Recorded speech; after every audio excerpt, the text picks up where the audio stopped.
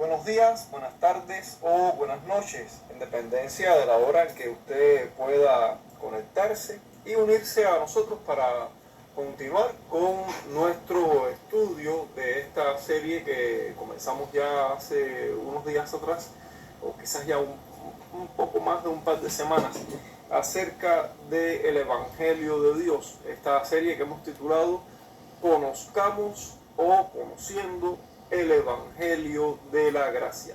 Y hoy pretendo dar, digamos, el audio final de esta serie, en el cual voy a tratar el tema de la regeneración. La regeneración. Y he decidido tocar este tema como capítulo final de la serie porque el propósito fundamental de ser expuestos al Evangelio de la Gracia, de tener contacto y conocimiento y entendimiento del verdadero Evangelio de la gracia de Dios, es llegar a tener una relación de reconciliación con Dios. Por medio de esta reconciliación, comenzar una nueva vida que ahora va a estar regida por Cristo, es decir, una nueva vida en la cual vamos a vivir bajo o sometidos a el reino de Dios o el reino de Cristo. En fin, puede utilizarse cualquiera de estas dos expresiones. La cuestión es que se trata de conocer el Evangelio, entender el Evangelio con el propósito de tener una vida de comunión con Dios. Una vida de comunión que se logra por medio de la reconciliación, y esa reconciliación es posible cuando se conoce y se entiende el Evangelio de la Gracia. Por supuesto, entiéndase que conocer el Evangelio y entenderlo debe implicar las ideas y las acciones de una fe salvífica, una fe que mueve al ser humano, mueve al hombre, a la persona, a la mujer, a la persona, quien sea que escuche el Evangelio, hacia el arrepentimiento de sus pecados y hacia el volverse de sus pecados a una reconciliación con Dios. Ese es el propósito de la exposición del Evangelio de la Gracia y del conocimiento y el entendimiento de este Evangelio. Por lo tanto, es en la regeneración donde esa reconciliación con Dios, donde ese volverse de los pecados, ese arrepentimiento y ese creer y aceptar a Cristo y aceptar su señorío sobre nosotros para volvernos hacia Dios en arrepentimiento y fe y tener con Él esa nueva vida de comunión con Él. Eso es posible si el alma humana es regenerada. Entonces vamos a hablar acerca de la regeneración, cuál es su necesidad, cómo es que se logra esa regeneración, lo que es la regeneración y lo que no es la regeneración, y pues cuáles serían algunas implicaciones o aplicaciones de este asunto de la regeneración. Entonces vamos a comenzar allí leyendo la palabra de Dios en el Evangelio de Juan, los versos del 1 al 15, aunque vamos a ir leyendo por partes. Vamos a leer inicialmente los versos del 1 al 7. Dice allí la palabra de Dios, Evangelio de Juan, capítulo 3, versos del 1 al 7. Dice: había un hombre de los fariseos que se llamaba Nicodemo, un principal entre los judíos. Este vino a Jesús de noche y le dijo: Rabí, sabemos que has venido de Dios como maestro, porque nadie puede hacer estas señales que tú haces si no está Dios con él. Respondió Jesús y le dijo: de cierto te digo, que el que no naciere de nuevo no puede ver el reino de Dios. El que no naciere de nuevo no puede ver el reino de Dios. Nicodemo le dijo, ¿cómo puede un hombre nacer siendo viejo? ¿Acaso puede entrar por segunda vez en el vientre de su madre y nacer? Respondió Jesús, de cierto te digo que el que no naciere de agua y del Espíritu no puede entrar en el reino de Dios. Lo que es nacido de la carne, carne es; lo que es nacido del Espíritu, Espíritu es. No te maravilles de que te dije, os es necesario nacer de nuevo. Vamos a dejar nuestra lectura hasta aquí y vamos a ver primeramente, o vamos a responder primeramente a la pregunta, ¿no? O la cuestión de la necesidad de la regeneración. ¿Por qué es necesario nacer de nuevo? Vamos ya de paso a aclarar que regeneración y nuevo nacimiento son expresiones sinónimas, expresiones paralelas. Es decir, si hablamos de regeneración, estamos hablando de nuevo nacimiento. Es lo mismo que decir ser nueva criatura en Cristo, es lo mismo. Es ser transformados a la imagen de Jesucristo. Eso es. Pero bueno, vamos a hablar de eso más adelante con más detalles, no vamos a hablar de eso. Entonces, aquí la expresión regeneración o la expresión nuevo nacimiento son expresiones paralelas o expresiones sinónimas. Debe verse de esa manera. Ahora, la necesidad. ¿Cuál es la necesidad de la regeneración? ¿Por qué tiene que haber una regeneración? Bueno, la regeneración es necesaria porque sin la regeneración o sin el nuevo nacimiento no es posible que una persona pueda ver o entrar en el reino de Dios. Noten que en el versículo 3 dice, Jesús dice, de cierto te digo a Nicodemo, que el que no naciere de nuevo no puede ver el reino de Dios. En el verso 3 utiliza la expresión no puede ver el reino de Dios. En el verso 5, después que Nicodemo responde con una pregunta, ¿cómo es posible para un hombre viejo volver a nacer? ¿Acaso uno puede volver a entrar en el vientre de su madre? Como que Nicodemo no le encontraba la lógica a esa respuesta de Jesús. Y Jesús le responde en el verso 5, de cierto te digo que el que no naciere de agua y del Espíritu no puede entrar en el reino de Dios. Aquí vamos a ver dos expresiones. No puede ver el reino de Dios, verso 3. No puede entrar en el reino de Dios, verso 5. Igualmente, como dijimos acerca de que regeneración y nuevo nacimiento son expresiones paralelas, aquí debe verse exactamente lo mismo. Jesús no está tratando de dar un concepto de un tipo en el verso 3 cuando dice no puede ver y quiere hacer una referencia a ver como a algo muy específico, y en el verso 5 cuando dice entrar como si fuera una cosa distinta o aparte o otra cosa aparte de ver. No. Jesús está usando esto indistintamente, como paralelamente, lo mismo que dijimos hace un momento. Como expresiones paralelas. No puede ver el reino de Dios, no puede entrar en el reino de Dios.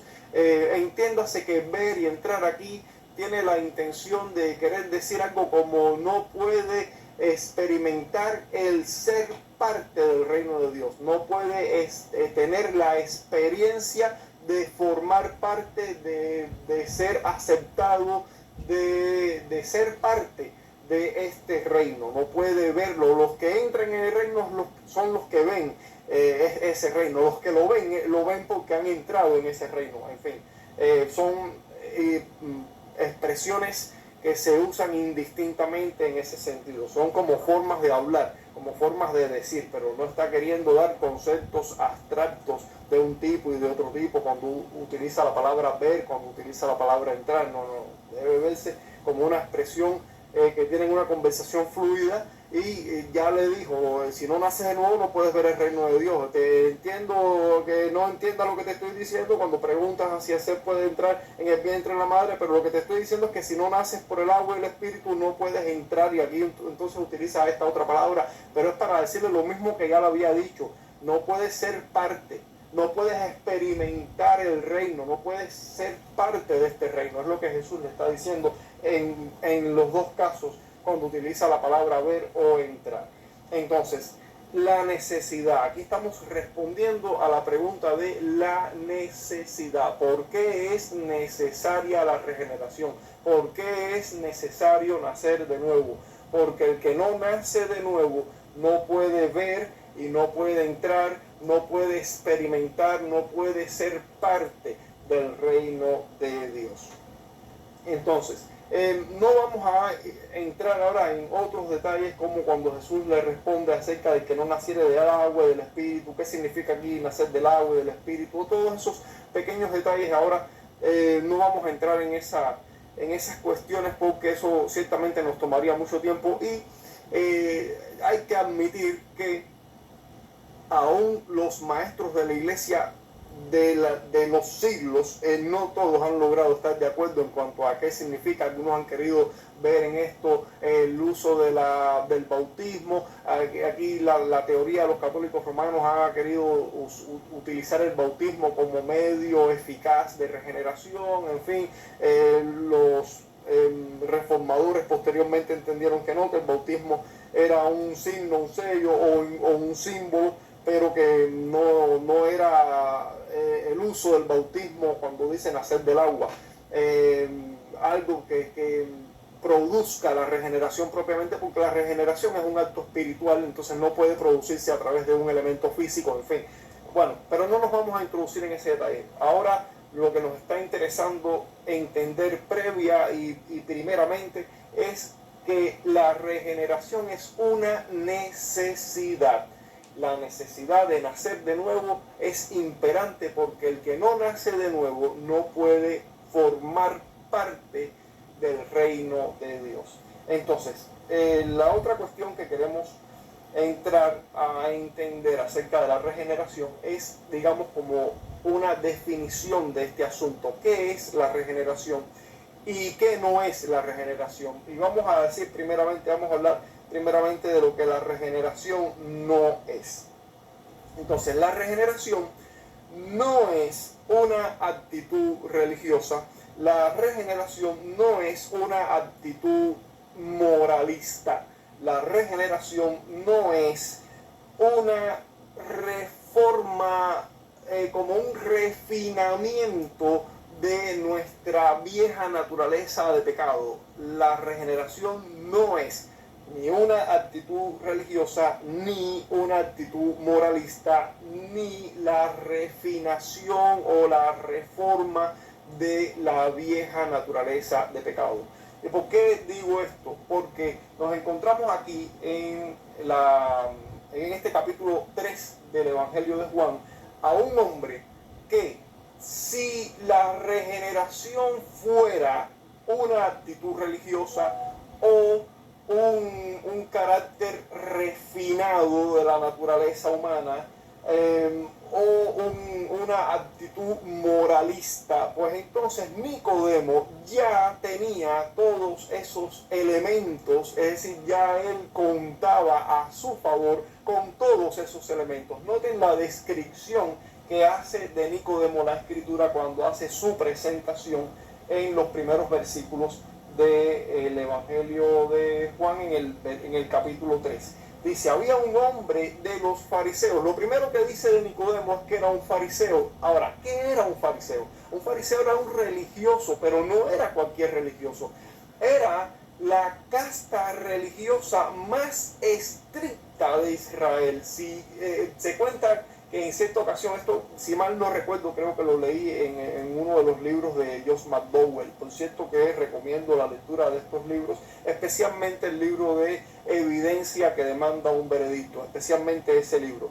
Y creo, si mal no recuerdo, que la fuente de lo que voy a decir ahora lo encontré en uno de los libros de McDowell, que él dice que en cierta ocasión en Israel habían dos sacerdotes que iban caminando y que detrás de estos sacerdotes, porque los sacerdotes eran personas religiosas también y tenían como que un prestigio por su carácter religioso, y que detrás de estas personas habían como que un grupo de personas siguiendo a los sacerdotes, como aprendiendo de ellos, como siendo como discípulos, ¿no? Y dice que se cruzaron con dos fariseos que venían de frente y se cruzaron los sacerdotes en una dirección, los fariseos en la dirección opuesta y se cruzan. Y cuando esto sucedió, las personas que estaban siguiendo a los sacerdotes dejaron de seguir a los sacerdotes para seguir a los fariseos. Eso dice acerca de cuánto prestigio como religioso tenían esta secta de los fariseos. Nosotros entendemos por las enseñanzas de Jesús acerca de los fariseos en el Nuevo Testamento que había mucho de falsedad en ellos, que había mucho de hipocresía, pero esa no era la visión general que tenía el público respecto a los fariseos. Los fariseos eran vistos como personas de mucho prestigio en la sociedad. Jesús, por supuesto, siendo una persona especial, pues podía ver no solamente las obras, sino las intenciones detrás de esas obras, las cosas ocultas a los ojos de los hombres, pero que no están ocultas a los ojos de Dios.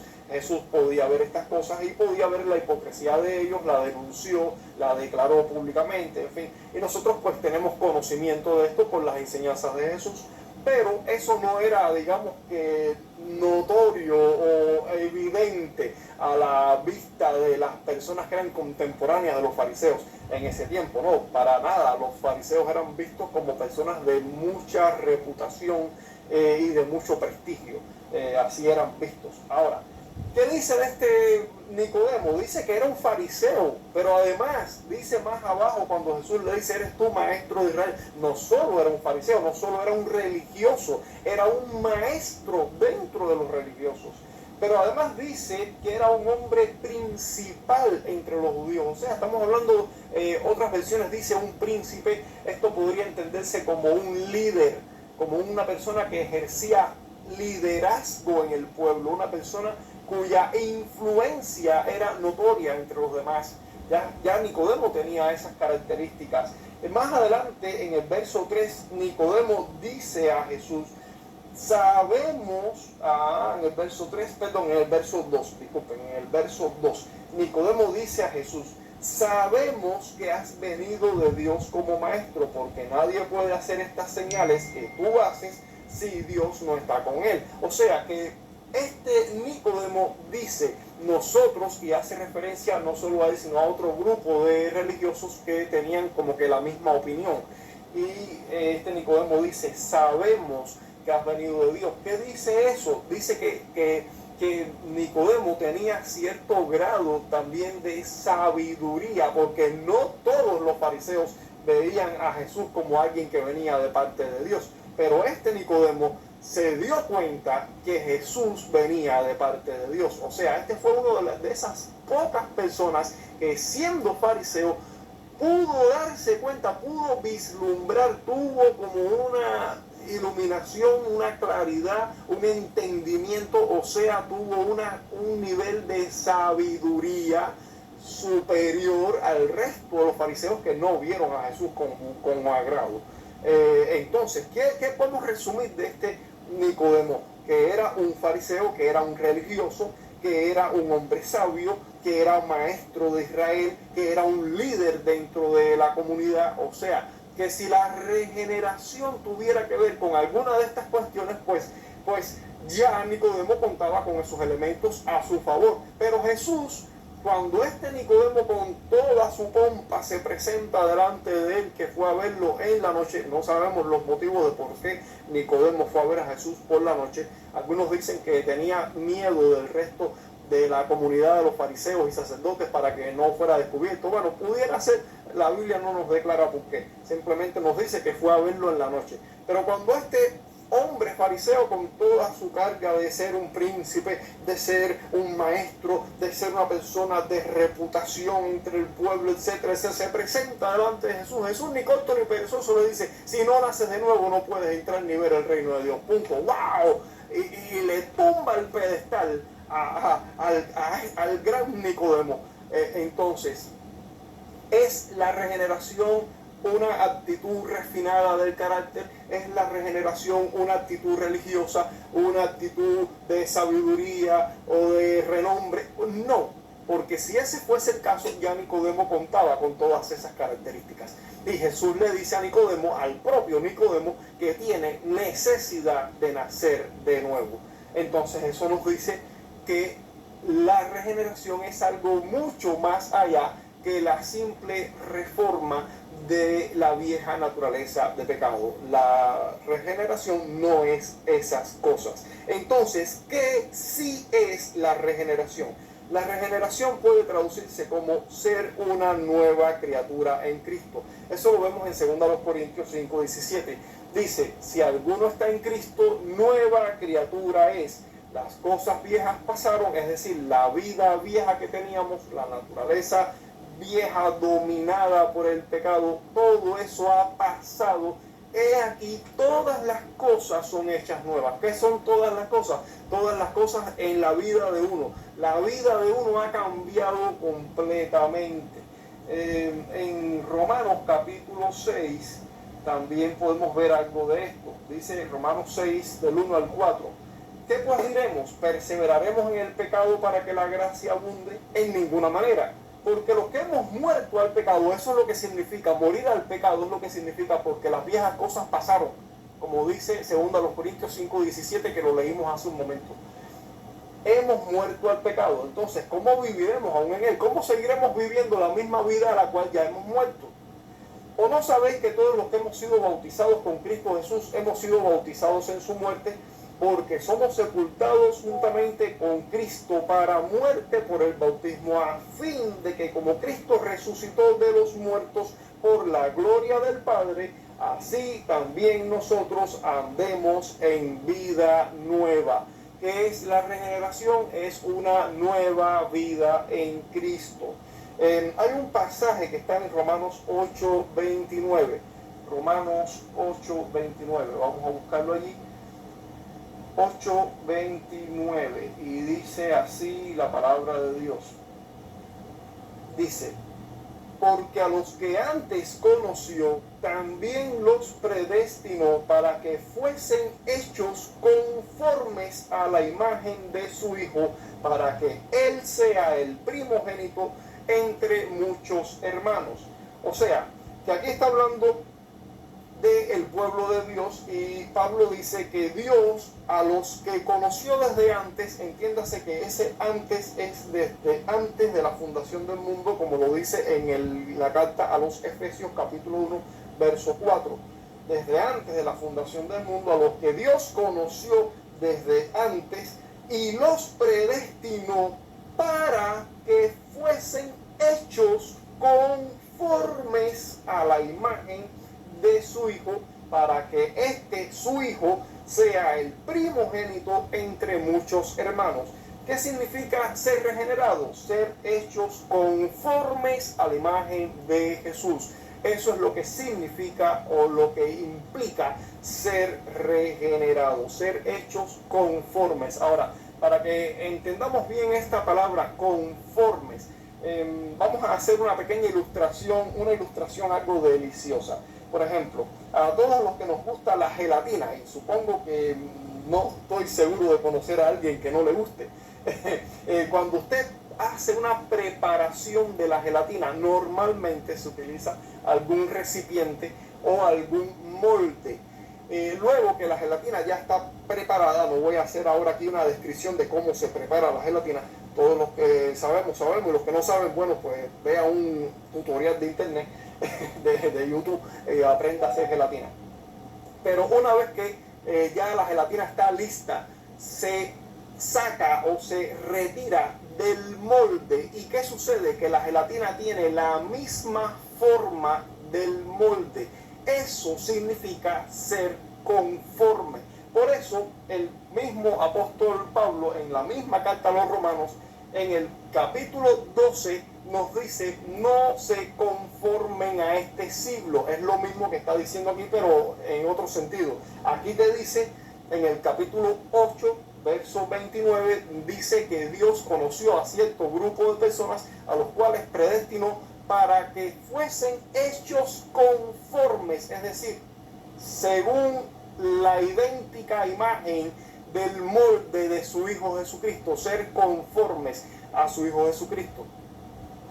Por el contrario, nos dice después en el capítulo 12 que si somos ya hechos conformes a la imagen de Jesucristo, no podemos seguir viviendo en el mundo conforme a este siglo, porque ya tú eres conforme a Jesucristo. No puedes ser conforme a Cristo y conforme al mundo a la misma vez, porque no puedes representar dos imágenes de dos moldes diferentes.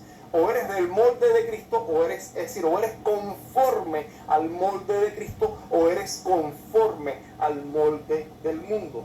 Entonces, eso es lo que significa ser regenerado. Podemos buscar pasajes como Efesios 4, 11 al 16. Le dejo algo de tarea también a usted para que usted también lea la Biblia y se esfuerce. Romanos 6, 22. O sea, le dejo aquí algunos pasajes. Ahora, ¿qué es la regeneración? Si pudiéramos dar una definición un poco más, digamos, teológica, vamos a decir que la regeneración sería la renaturalización o transformación de nuestras vidas. Es decir, que Dios cambia nuestras vidas, cambia nuestro malvado corazón y nos da un nuevo corazón que ahora está en armonía con Dios, en amor hacia Dios, un corazón que tiene nuevos afectos. El corazón que teníamos antes de ser regenerado, ese corazón estaba dominado por el pecado era el que señoreaba ese corazón y los afectos de ese corazón eran hacia el pecado. En la regeneración, Dios nos ha cambiado el corazón, nos ha dado un corazón nuevo, con nuevos afectos, y los afectos del corazón regenerado ahora son hacia Dios, hacia el amor a Dios, hacia la comunión, la armonía con Dios, hacia la obediencia y el sometimiento a Dios. Antes nos sometíamos al reino del pecado, pero ahora nos sometemos al señorío de Cristo. Podemos ver allí en Ezequiel 36, 26 y en Ezequiel 11, 19, que básicamente esos dos textos dicen lo mismo, que Dios quitará el corazón de piedra y nos dará un nuevo corazón de carne. Antes de ser regenerados teníamos un corazón como endurecido por el pecado, y los afectos de ese corazón endurecido eran para el deleite del pecado, en tanto que ahora Dios nos ha dado un corazón de carne, un corazón que late, pero que late para Dios, que sus afectos son para Dios, para la obediencia a Dios, para la obediencia a Cristo, para la obediencia a la palabra de Dios, y una obediencia gozosa. No es una obediencia a empujones, no es una obediencia que la hacemos de mala gana, no, es una obediencia que tenemos un afecto por esa obediencia. Cuando el salmista dice, por ejemplo, en el Salmo 119, oh, cuánto amo yo tu ley, todo el día es ella mi meditación. El salmista ahí en el Salmo 119 está expresando el afecto de su corazón regenerado hacia la palabra de Dios. Eso es lo que hace la regeneración. Busque allí Ezequiel capítulo 11, verso 19, Ezequiel capítulo 36, verso 26. Ahora, ¿cómo sucede o cómo ocurre, cómo llega a ocurrir el acto de la regeneración?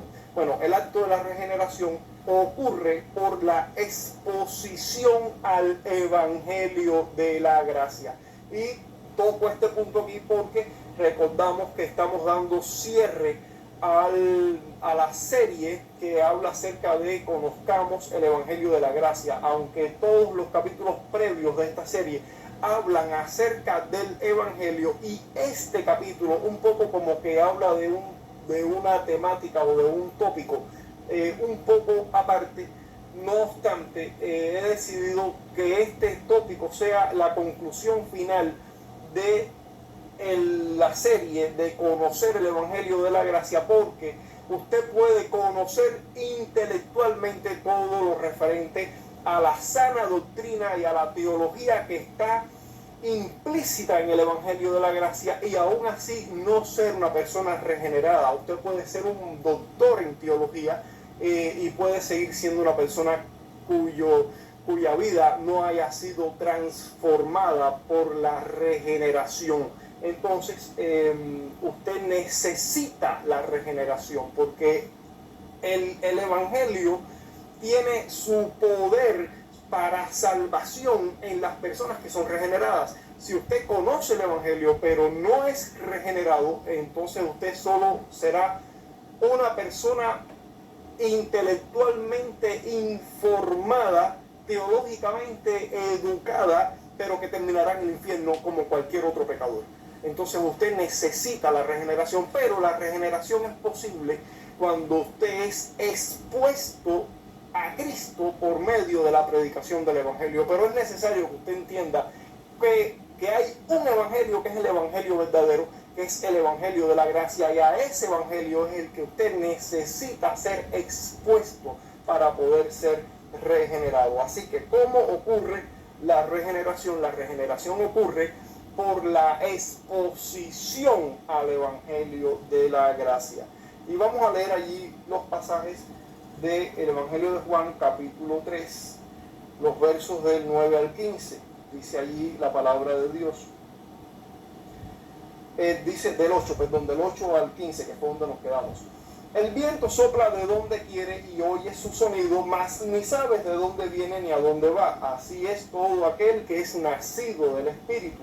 O sea, que el verso 8 nos dice que la regeneración es la operación que hace el Espíritu de Dios y la hace soberanamente. Es decir, que no es un acto nuestro, es el acto que es una obra de Dios. Respondió Nicodemo y le dijo: ¿cómo puede hacerse esto? Respondió Jesús y le dijo: ¿eres tú maestro de Israel y no sabes esto?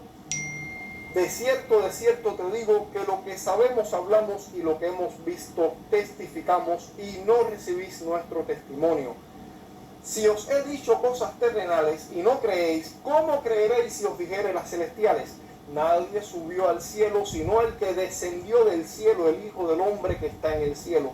Y como Moisés levantó la serpiente en el desierto, así es necesario que el Hijo del Hombre sea levantado, para que todo aquel que en él cree no se pierda, mas tenga vida eterna. Entonces aquí tenemos nuevamente una exposición que Jesús está haciendo del Evangelio, y le está haciendo esa exposición a Nicodemo, está exponiendo a Nicodemo a la enseñanza del Evangelio, y es a través de esa exposición que una persona puede ser regenerada por la obra soberana del Espíritu Santo.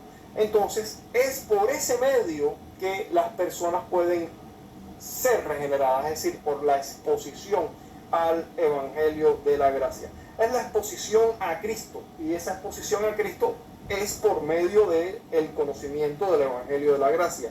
Ese Cristo que ha sido crucificado, que su muerte vicaria, o sea, su muerte sustituta, el justo por el injusto, Cristo muriendo en nuestro lugar, su muerte vicaria y expiatoria, porque con su muerte Jesús paga nuestros pecados, siendo Cristo la propiciación por nuestros pecados. La propiciación, o sea, el que aplaca la ira de Dios, porque Él satisface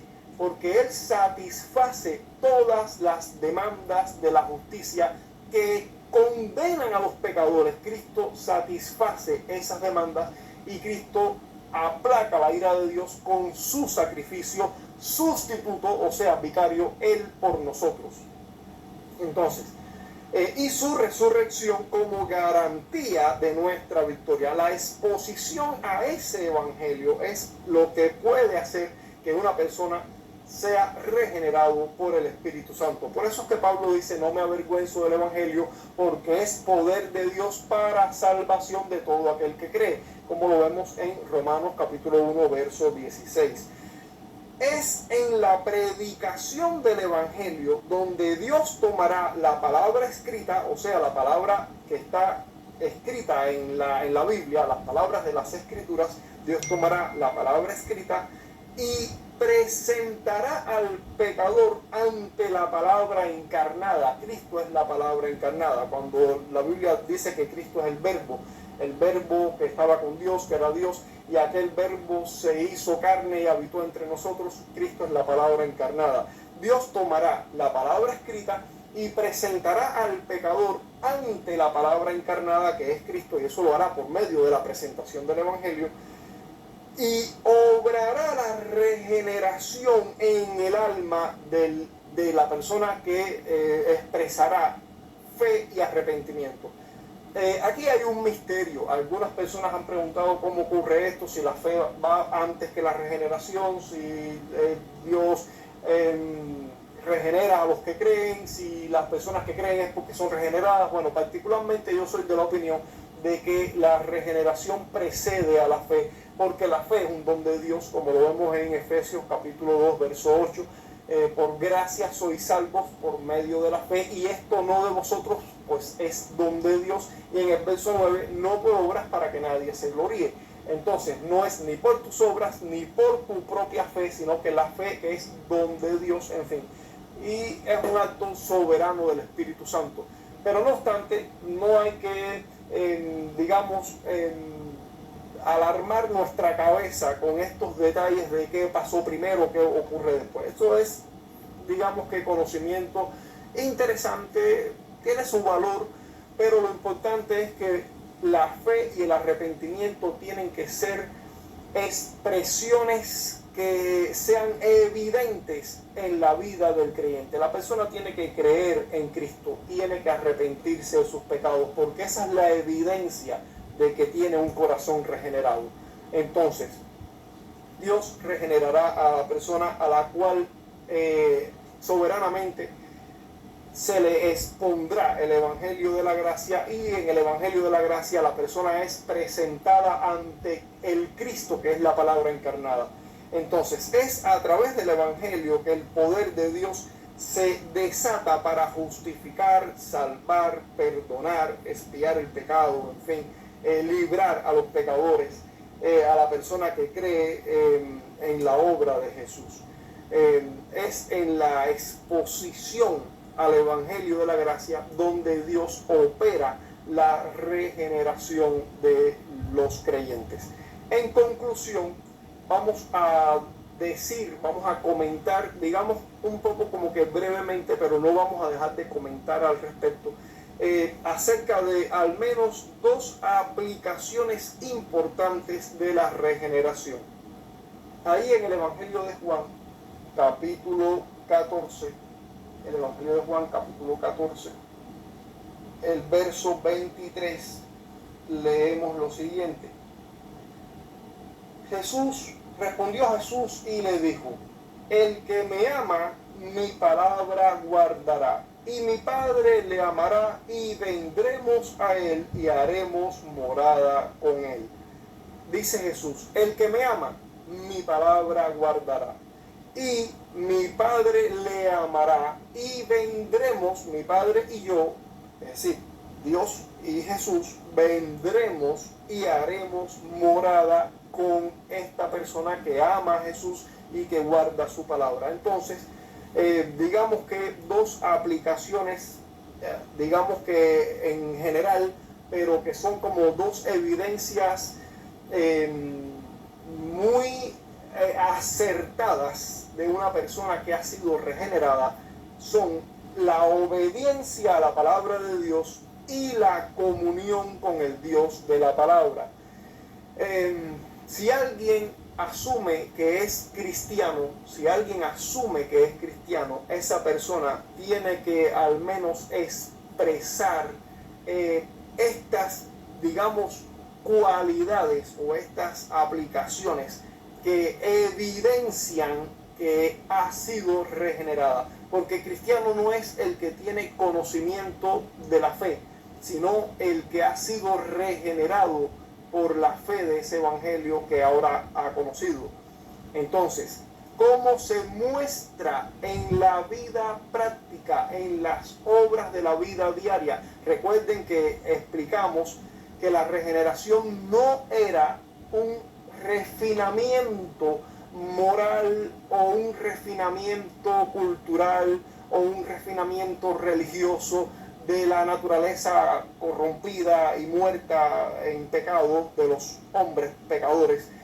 No, eso no es la regeneración. Ya explicamos que la regeneración es un cambio de vida, una transformación, una renaturalización donde el viejo corazón endurecido por el pecado es cambiado por un nuevo corazón que ahora tiene nuevos afectos para Dios, un corazón que ahora ama a Dios, un corazón que ahora ama a Cristo. Y Cristo dice: el que me ama, mi palabra guardará. O sea, obediencia a la palabra de Dios.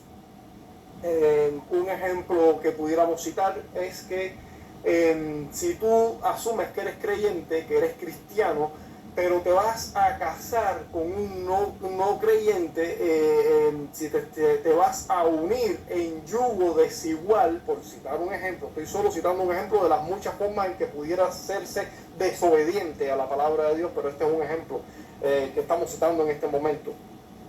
Hay muchos otros más ejemplos al respecto de desobediencia, pero vamos a hablar de este, solo por hacer mención de uno.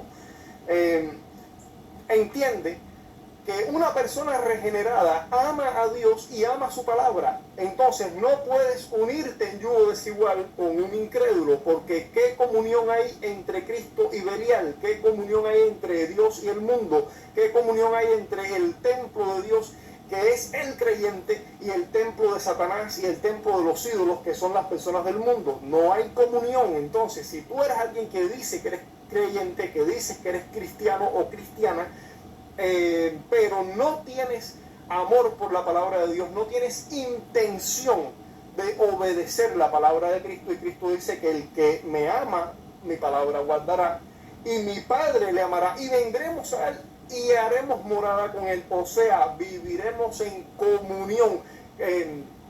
Allí en Apocalipsis 3:20, cuando Jesús dice: si alguno oyere mi voz y abre la puerta, entraré a él y cenaré con él y él conmigo, cenaremos juntos. Está hablando de una relación de intimidad y de comunión. O sea, dos características de una vida regenerada son la obediencia a su palabra y la vida en comunión con Dios. Entiéndase que la palabra comunión significa todo en común. Entre Dios y yo no hay desacuerdos. Entre Dios y yo no hay conflictos polémicos entre cómo vamos a ponernos de acuerdo para caminar juntos. No, yo me someto a la voluntad de Dios. Yo me someto al reinado de Cristo. Dice que nosotros hemos pasado de muerte a vida. Dice la Escritura que hemos sido trasladados del reino de la muerte al reino de Cristo, al reino del Hijo de Dios. Eso lo dice ahí en la carta de Pablo a los Colosenses. La cuestión es que una aplicación o un par de aplicaciones propias de la regeneración son la obediencia a la palabra de Dios y la vida de comunión con Dios.